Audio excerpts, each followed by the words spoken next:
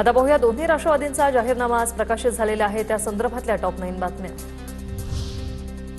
पुण्याच्या अजित पवारांचा भव्य रोड शो, एका कार्यकर्त्याने चक्क क्रेनवर चढून घातला हार, शिवसैनिकांकडूनही दादांचं स्वागत। पुण्यात सर्वांसाठी मेट्रो पीएमपीएमएल बस प्रवास मोफत मिळणार, पुण्यासाठी दोन्ही राष्ट्रवादींचा जाहीरनामा प्रकाशित। कुटुंबावरील आर्थिक भार कमी करण्यासाठी राष्ट्रवादीचं आश्वासन। आम्ही काही लपून छपून करत नाही, आम्हाला रोज पुणेकरांना सामोरं जायचंय। बाहेरचे लोक येऊन घोषणा करतात आणि पुढच्या कार्यक्रमाला जातात। जाहीरनाम्याच्या प्रकाशनावेळी अजित पवारांचं वक्तव्य। चंद्रकांत पाटलांचा राष्ट्रवादीच्या घोषणांवर आक्षेप। पुण्यात सर्वांसाठी मेट्रो पीएमपीएमएल बस प्रवास मोफत मिळणार, या घोषणा करण्याआधी मुख्यमंत्र्यांशी चर्चा केली का, चंद्रकांत पाटलांचा सवाल।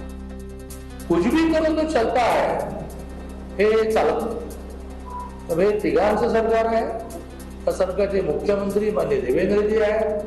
घटनेप्रमाणे त्यांनाच अधिकार आहे परस्पर निर्णय करण्याचे आणि मग कॅबिनेटमध्ये आणण्याचे।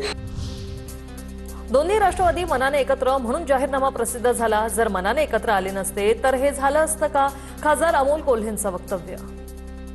स्वतः नसत्या तर तुम्हाला स्टेजवर इथे एकत्र दिसल्या नसत्या, एकत्र मॅनिफेस्टो रिलीज झाला नसता। जो काही निर्णय घेतलेला आहे हा दोन राष्ट्रवादींनी एकत्रित मनापासून घेतलेला निर्णय हा तुम्हाला प्रत्येक ठिकाणी दिसतो। उपमुख्यमंत्री अजित पवार आणि सुप्रिया सुळे एकत्र, यात आश्चर्य वाटण्यासारखं काही नाही। अजित पवार भाजपच्या विरोधात गेले हे महत्त्वाचं, संजय राऊतांचा भाजपवर निशाणा। अजित पवार आणि सुप्रिया सुळे या एकत्र आहेत, बसलेले आहेत, त्याचं आश्चर्य वाटण्याचं कारण नाही। महेश लांडगे मोठा नेता, त्यामुळे मी त्यांना चिल्लर वाटतो, अजित पवारांचा प्रहार। 2 दिवसांपूर्वीच लांडगेंनी अजित पवारांवर केली होती एकेरी भाषिक टीका। छोट्या नेत्याला अरे तो मोठा नेता आहे, मोठ्या नेत्याने छोट्या नेत्याला एकेरीच बोलायचं असतं। तो मोठा असल्यामुळे तो अजित पवार त्याला चिल्लर वाटतोय म्हणून तो एकेरी बोलला। महेश लांडगेंकडून अजित पवारांची फडणवीसांकडे भर सभेत तक्रार। युतीत फक्त भाजपने इतरांचा सन्मान करायचा का, लांडगेंची तक्रार। मी या ठिकाणी व्यासपीठावर पुन्हा आरोप करायला उभा नाही राहिलेलो भाऊ, माझ्यावर सारखं शिंतोडे उडून भाऊ त्यांनी भारतीय जनता पार्टीच्या नाव म्हणजे भारतीय जनता पार्टीला एकदम म्हणजे चुकीच्या पद्धतीने प्रेझेंट करण्याचं काम केलं। निवडणुका आल्या की अनेकांना कंठ फुटतो। अजित पवारांबाबत लांडगेंनी भर सभेत तक्रार केल्यानंतर मुख्यमंत्री देवेंद्र फडणवीसांची नाव न घेता अजित पवारांवर टीका।